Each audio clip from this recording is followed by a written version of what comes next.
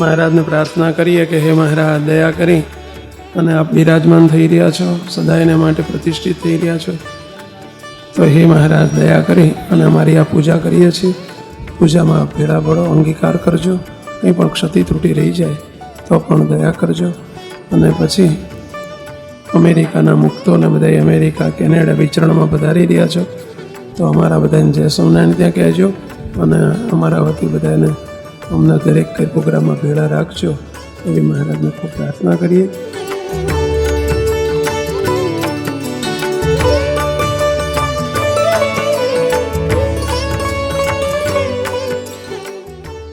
મહારાજને ખૂબ પ્રાર્થના એ મારા દેશમાં વિદેશમાં બધે ફરી જે તમારા દર્શન કરે, પ્રેમથી તમારો મહિમા ગાય, બધાને મૂર્તિના સુખમાં રાખજો.